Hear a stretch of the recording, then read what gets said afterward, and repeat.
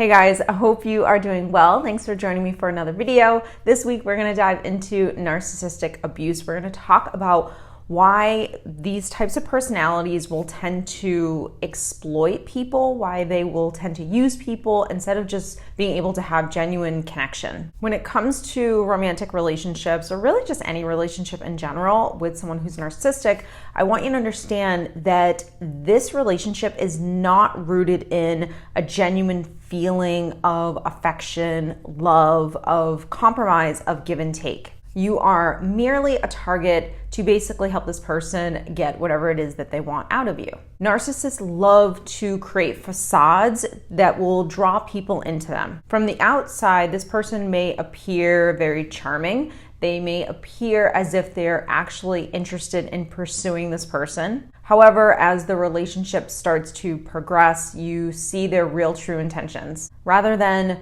having a relationship and fostering that relationship with real emotional connection and emotional intimacy, you start to see that this person just isn't capable of that. And what they're actually doing is just using their partner's vulnerabilities against them. They're essentially using your wounds and your insecurities and the things that they know you are really vulnerable to in order for them to get what they want out of you. So really what they're doing is manipulation. They are always, regardless of the amount of relationships they have in their life, the amount of money, success, whatever it is, they are always on the hunt for people that will make them feel the way they want to feel because they're not able to cultivate that on their own. The relationship will always be a one-sided relationship. Now, here's kind of the sad part for the victim is unaware of this because they're wounded, because they are coming from their own insecurities, wounds, and they have these voids that they're trying to fill. They're not going to be able to see the red flags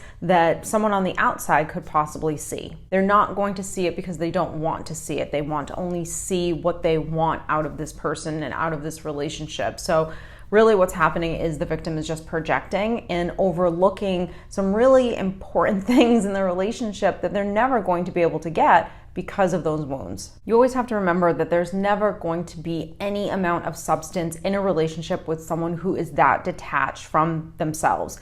Relationships and people are merely just vehicles in order for them to get what they want. I want to talk about the cycle of idealization and devaluing because these are normal cycles in a dysfunctional relationship. These two phases are going to happen in all relationships with someone who's narcissistic. And it doesn't mean that the idealization phase is just the beginning phase of the relationship. No, it is going to happen throughout the course of a relationship with this person. So if the relationship is 2 years, 5 years, 30 years, it doesn't matter. These ebbs and flows in the relationship are going to happen and you're never going to be able to see the cycle again if you're wounded. The way they idealize a person is through words of affirmation, through affection, through compliments, whatever it is that they know that you crave, that you never got in order to feel special. So this is just their way of hooking you in. This allows them to create a really strong bond with you where you then feel like you absolutely need this person in order to survive.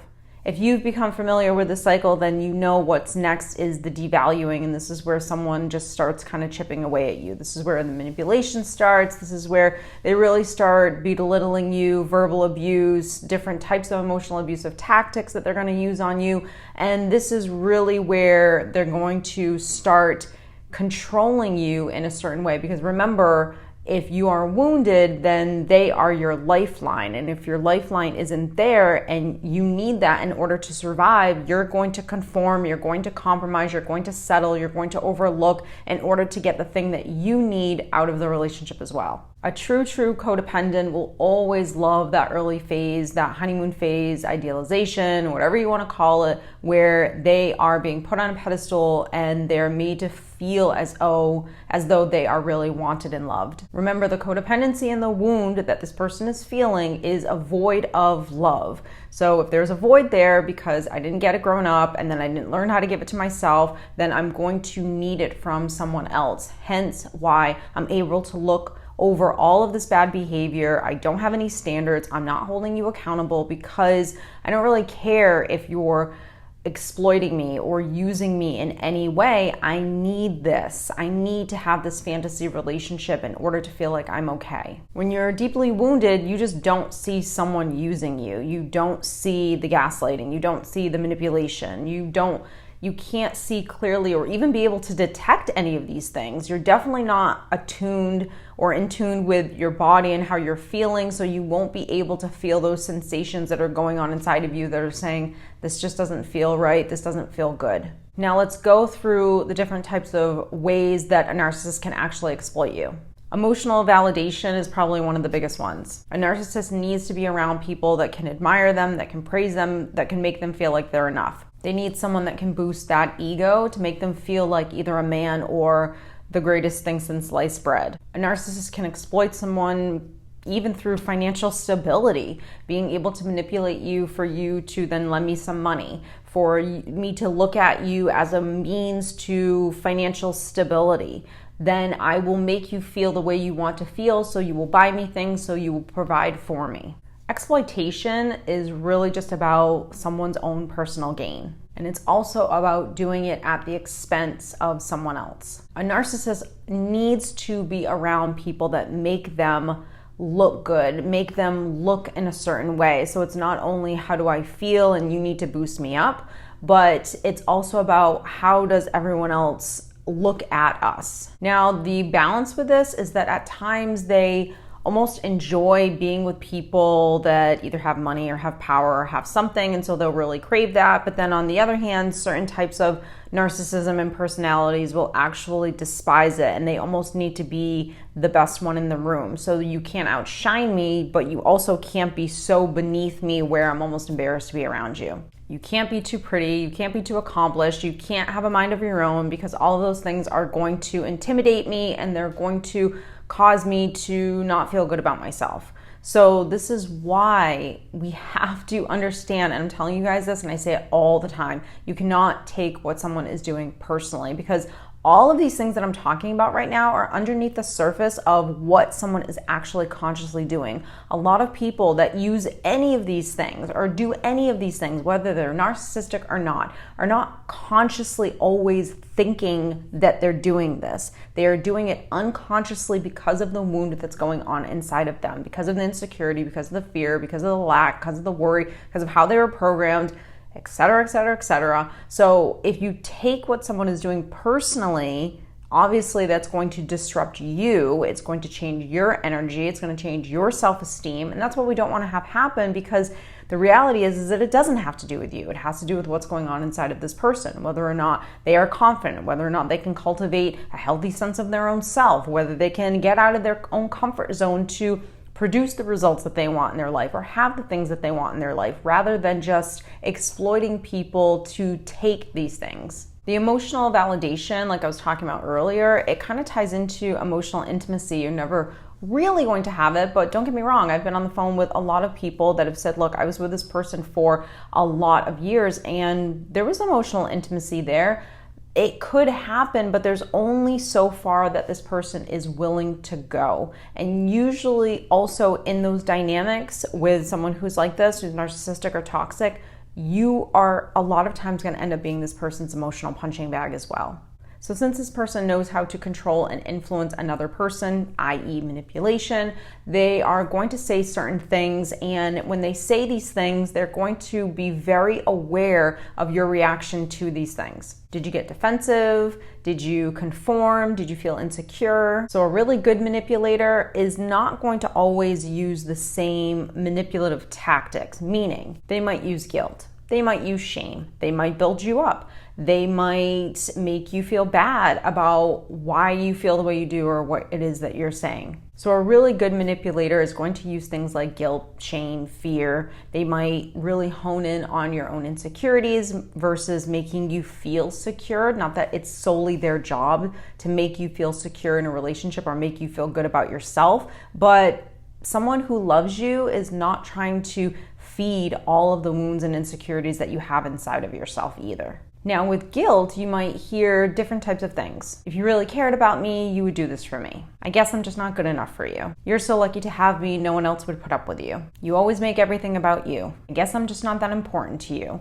A lot of these things are passive aggressive as well. And the manipulative kind of tool in this is, I want you to do something different. I want you to give me something. I want you to look at me in a certain way. And so I'm going to make these comments in order, and the irony is that they're hurtful, they're passive aggressive. And a lot of times people can spot definitely the passive aggressiveness, but maybe not the manipulation. And they get angry by it. Rather than being able to be super healthy, super confident, to take a step back, to really even examine this person and what's going on in the situation that's making this person even say these things. Now, if things get really heated, this person might even just go straight into gaslighting. They will only gaslight you if they know it works. So at the beginning phase of the relationship, or really at any point, there was usually a little bomb that was dropped, a little gaslighting, and they wanted to see how you were going to respond to that. And if you conformed even the littlest bit where you started to doubt yourself, they know that the more I keep doing this, the more I'm going to eventually get this person to completely doubt themselves. They're going to confuse you and create so much doubt that your own reality doesn't even exist, and that how you feel is absolutely wrong, that you're going to start to lose yourself. Now, this is one that I feel like I've heard a lot of times, and people don't really realize that this is actually a narcissistic tendency, is mirroring. When someone mirrors someone else, really what it means is they're copying them. They might begin to adopt similar interests and hobbies and beliefs and the way that they carry themselves. All of a sudden you're like, okay, now this person just, usually people will say they're just kind of copying me, and they're either buying the same clothes as me, or they almost look like me, or all of a sudden they start talking in similar ways as me. And it's because this person has absolutely no idea who they are, and you are intimidating to them, and they want to have a little bit of what you have. So not every narcissist is going to be intimidated by you, that they become very vindictive and want to cut you at your knees, and they want to hurt you because you're so strong and powerful. A lot of them are just, all of them are just riddled with insecurity, but the way that insecurity shows up is different depending on the person that you're dealing with. Just because someone mirrors you doesn't mean they're narcissistic. It could just be someone who is severely insecure, but narcissists definitely exploit people in these ways. If you yourself are a little codependent as well, you actually might take this on as a compliment. You might actually really enjoy it. And this just starts to build a bond between the two of you. And this is the narcissist angle in order to start controlling you. However this person uses you, whether it's for a ride, whether it's to ask you favors or do things for them, whatever it is, what I want you to understand is how to avoid this actually happening. In order to avoid this happening, there's a few things that you have to do. Number one, you have to educate yourself on narcissism, on being taken advantage of, on all these things. And that's what you're doing in this video. But the next thing is, I want you to also learn how to trust your intuition. You see, when we're unhealthy and we're wounded and we're codependent, we don't oftentimes stop and pause and say, how does this make me feel? Should I be doing this right now? Is it good for me to be doing this right now? You don't really ask yourself those kind of questions where you are allowed to establish boundaries in your relationships with everyone, even the people that aren't toxic and aren't unhealthy. It's still about having clear boundaries on what is good for you and how you can take the best care of yourself. You want to start paying attention to patterns that you see within a person. When someone doesn't get their way, how do they respond? And start really learning about the different types of tactics that this person does to abuse you in any way. You want to also learn how to communicate your boundaries with people. This is probably one of the hardest things, is the fear of confrontation, to not want to confront anyone on what it is that you think and how you feel and what works for you and what doesn't work for you. So number one is kind of learning how to slow down a little bit and really ask yourself, how does this make me feel? And becoming inquisitive on those little bells that are going off called your intuition. But the next part is really just, how can you practice more communicating what it is that you do need in a relationship, and that you can't do something, or you're not going to be able to help this person today, or the behavior that they're giving you is not okay. So the more comfortable, and this takes practice, and you become comfortable in doing this the more practice you do. Obviously, the more you do something, the better you get.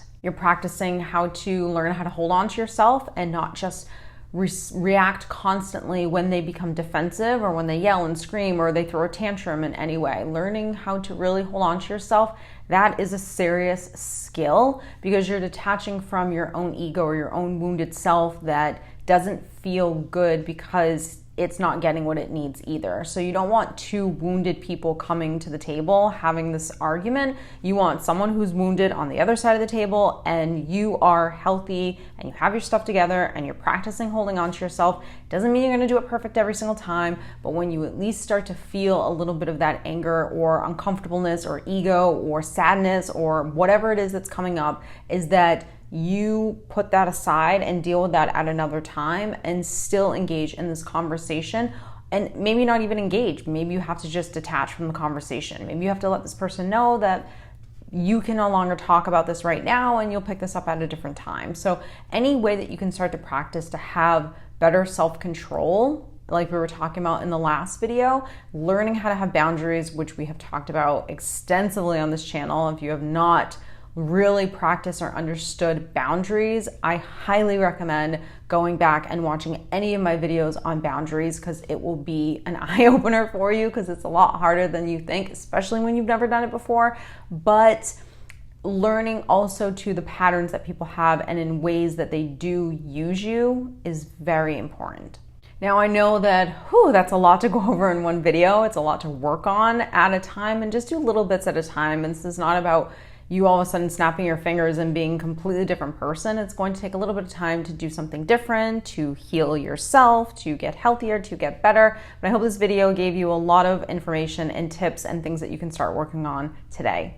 So if you have enjoyed this video, don't forget to give it a thumbs up and subscribe down below if you are not a part of this community. Go find me on social, Instagram, Facebook, Threads, etc. It's all down below, and TikTok. And I'll see you in the next video, guys. Take care.